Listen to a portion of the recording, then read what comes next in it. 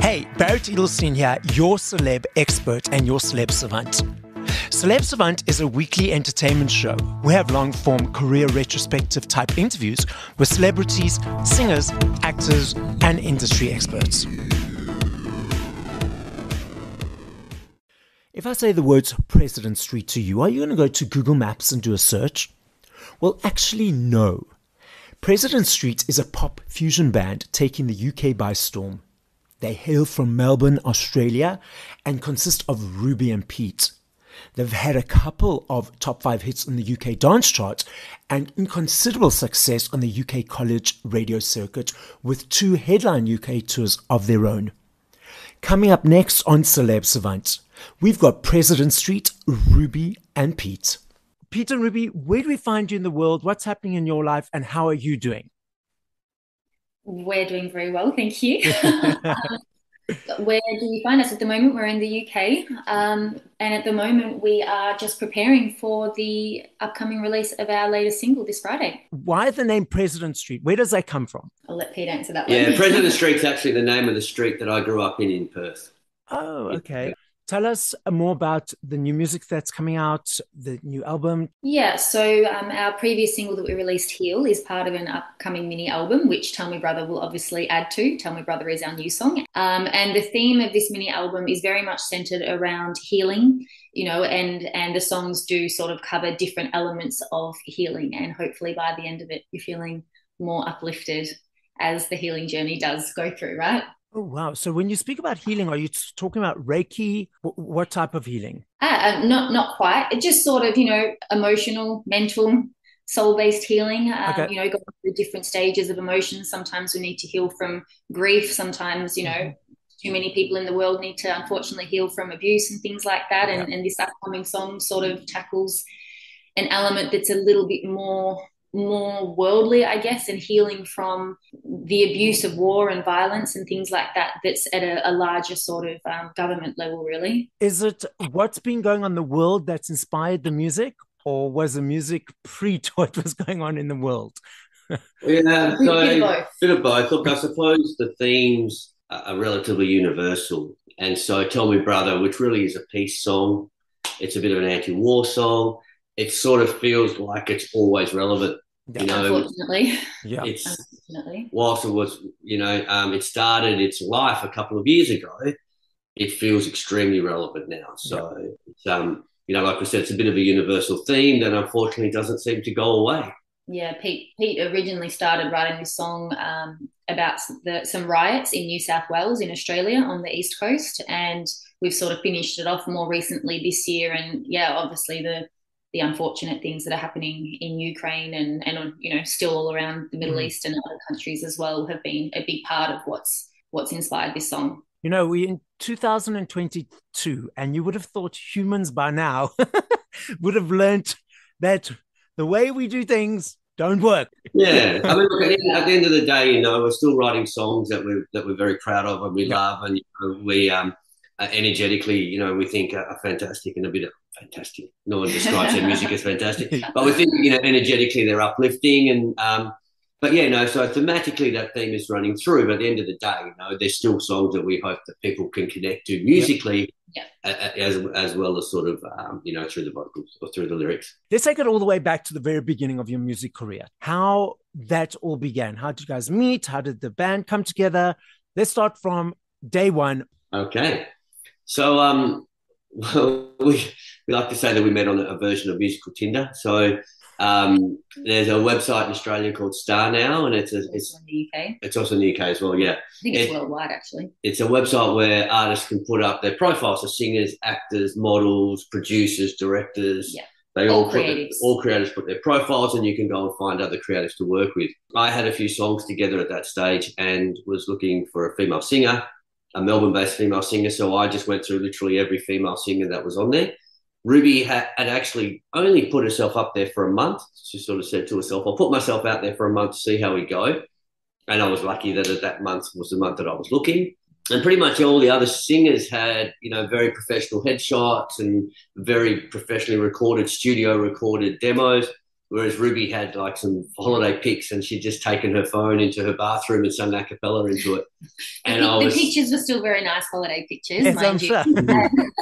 And and I was thinking, well, hey, if I am going to collaborate with someone and they want to hear you singing, well, at the end of the day, it's to me, it's about the voice as well and the delivery. And if you want to hear my voice completely unobstructed, then this is just a raw, voice note in my phone. And hey, bathrooms have good acoustics, right? Yeah, let's say so. Yes. So I got reached out to Ruby, and we got in touch. And in fact, I think Ruby was the only one I reached out to, and luckily, we got together, and it's been great ever since. So been very collaborative, and now we do all the songwriting jointly, and everything together now. So it's been fantastic to have such a strong partner on the journey. And we've been really fortunate. We've had some great people part of President Street along the journey as well. But as life goes through twists and turns, and people's jobs and other factors in life, one could say infringe on their ability to do music. It's sort of ended up as the two of us for the last while, and it's been really great. We've been enjoying moving President Street along. And the name, actually, I think we touched on it before, but President Street, yes, is a street that Pete grew up on, but we wanted to speak about it because music in a way is the universal language and universal therapy for the soul, I think. Yep. And a lot of things happened on President Street for Pete. A lot of things happened for me in my life, as they do for most people in this world. And it was just a nice sort of cathartic full circle to come back to President Street and have music as, the outlet for both of us. And how long have you guys been recording and collaborating together? Including COVID, probably about 5-6 years now. Yeah. Okay, cool. Yeah. But obviously 2 years of COVID was pretty quiet. And we were in Melbourne, the most locked down city in the world, but we're not talking about COVID anymore, are we? Everyone's No. Positive energy. Let's dive into your creative process. From zero or nothing, what is a process of collaboration and the magic of a 3 to 4 minute song? How does that come to be? Is it different each time? Is there a specific intention that you guys have when sitting down together? Tell us more about that process. It's definitely very different each time, we feel. Some songs just almost write themselves and they're done in like 6 minutes. The melody comes, the music comes, the lyrics just flow out and it's done. Others, take a little bit more time or they are a little bit more cognitive. We do set out with a message that we really want to communicate because we're inspired by something specific. But normally it sort of starts with Pete just strumming away on the acoustic guitar, and I'll just start, singing some melodies, and then we'll sound it out, and whatever's a topic that we sort of want to write about, or words that just sort of fit into the melody shapes. That's generally how we that's the beginning of most of our songwriting processes. Yeah, and we don't really go in predetermined, we're going to write this kind of song or that kind of song. We very much let the song write itself in a lot of ways, and we go, okay, emotionally this song is bringing out us and taking us in this direction, so therefore we'll create along that path, so to speak. Pre-President Street, were you guys in the entertainment industry performing, or do you guys have different journeys? We both had different journeys. Ruby has been singing since she was very little, and but never really formally out there, so to speak. So I think President Street is the first outward projection of your voice, other than a bit of sort of performing in school theatres and things, school plays and things like that. Yeah, I grew up in a very strict family, and I wasn't allowed to pursue music. I wasn't allowed to do any music schools that I wanted to do, or all that sort of stuff. So it was delayed until I was old enough to be able to do it on my own completely, which is good. Made me realize that I really did want it as well, I guess. Pete.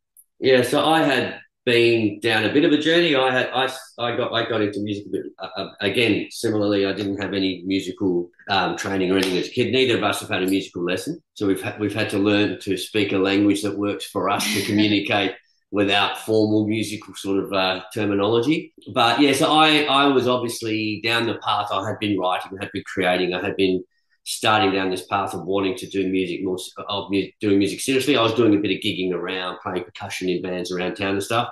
But President Street was really for both of us the coming out. Yeah, the big first step.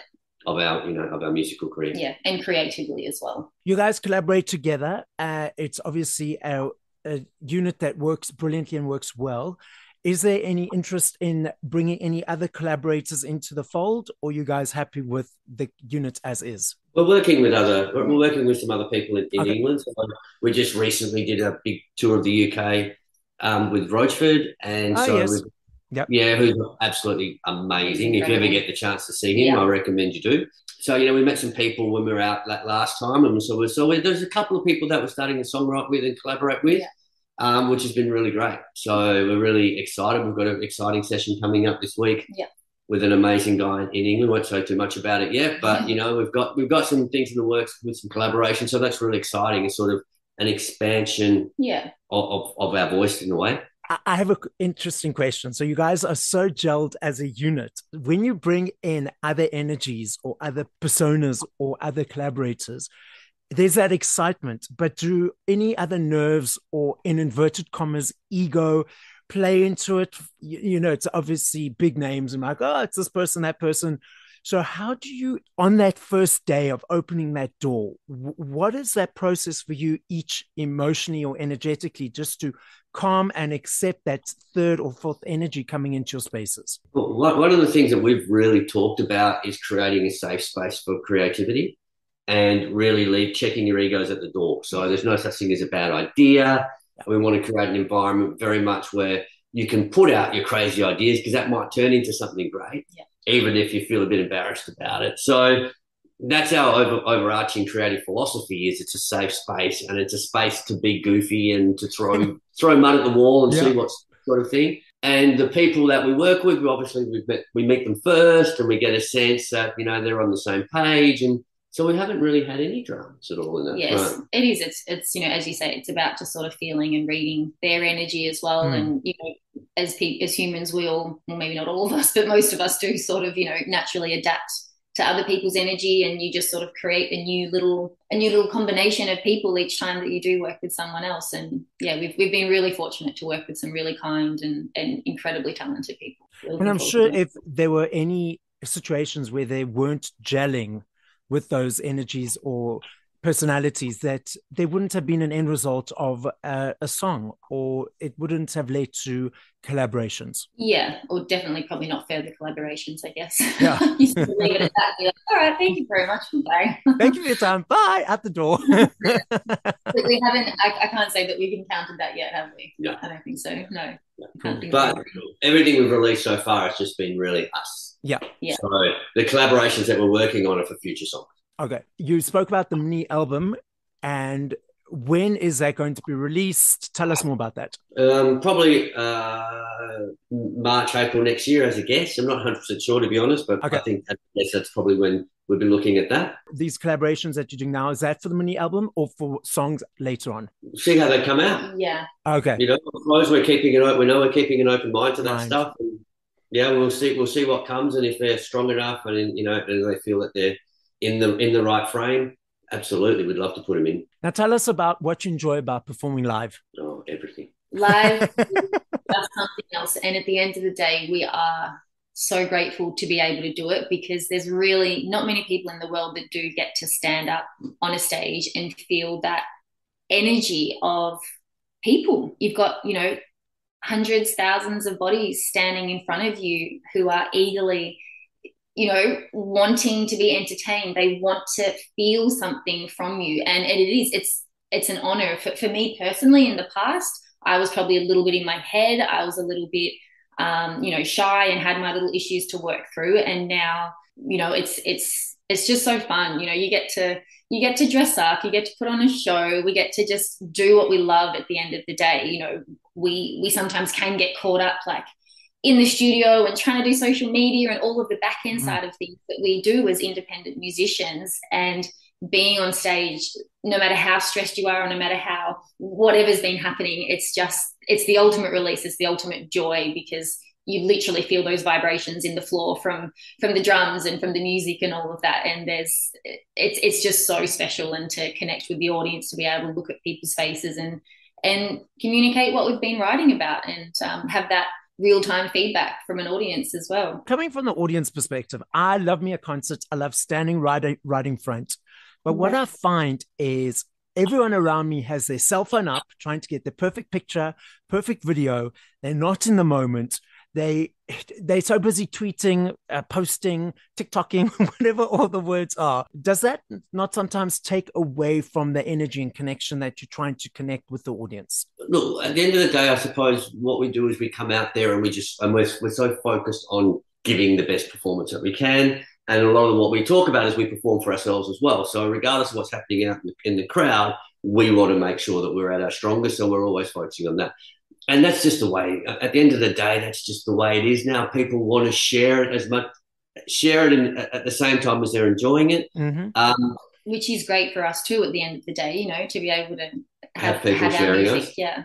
But, you know, at the end of the day, it's just the reality. And as Ruby says, we feel very lucky and very blessed to be able to get out there and be on stage and play to people. So it doesn't bother us at all. And I've like on the most recent tour with Roachard, for example, like after we would get off stage, we'd, you know, go to the merch stand before he would come on and also at the end of the night. And, you know, that's obviously a great opportunity for people that feel compelled to. They'd come up and have a chat with us. And a lot of people would airdrop like their videos and photos that they did take. And then they'd be like, oh, I just had a look at them. I'm so sorry. Like, I wasn't even looking at the screen because I was just like actually so engaged with you guys. And so the videos aren't necessarily really great videos because they're not actually looking through their phone lens, which in that sense of what you said, maybe not everyone. Yeah. It's definitely a thing now and there's not really much you can do about it. Yeah. And yeah, what can you do? Way back when it was CDs, vinyls, cassettes. I'm very grateful that those are making a comeback. I love me a CD, holding the aesthetic, holding the thing, looking at the booklet, looking at the artwork, looking at the pictures.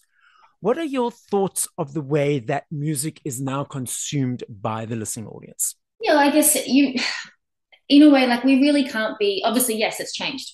I don't think there's much of a service to us to be negative about it because it is what it is and we have to roll with it if we want to be sharing our music with people. But yeah, of course, it's a much higher rate and faster consumption. It's not as much, like you said, that experience of waiting at the, you know, music shop or whatever and like getting there early before they sold out and potentially getting a signed copy and going home, taking the plastic off, opening it up and flicking through and reading all the producers and songwriters and all the lyrics and all the photos and everything. That's definitely an amazing experience that, you know, people don't get to experience as much anymore. But in a way, they do get to experience it because there's all of the social media content of like the lyric videos and, you know, all the photo shoots and stuff like that. It's just more easily accessible, I guess.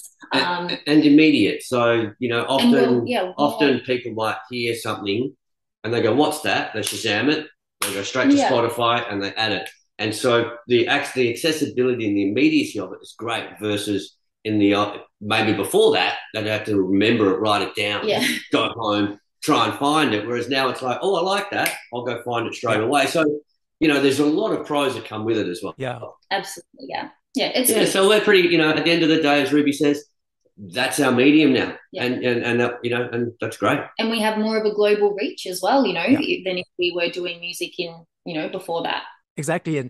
But you know, the thing is, I have my Spotify account but I also I still have my monthly budget for my CDs and I get my CDs from Amazon each month. So I have the hybrid of both, but I understand both because if you previously, you might have been more targeted or more marketable in sort of a specific area or country or couple of countries. But now with the accessibility and the immediacy, it allows you to be reached in different countries around the world that you never thought of possibly being reached before. So I understand both areas. It's interesting.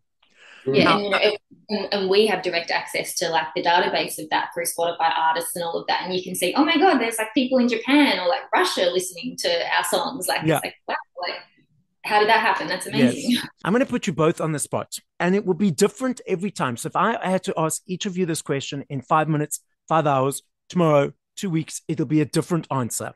So Ruby, you first. Your top 5 favorite songs by other artists. By other artists? Yes. Okay, all time or recently? Well, just in this moment. The top 5 that come to mind. All right. I'm thinking of the songs that I just had on repeat so much over the last few years. Circles by Post Malone. Don't Start Now by Dua Lipa. Yeah. An old one is My All by Mariah Carey. Oh my gosh. The Way You Make Me Feel, Michael Jackson. Okay.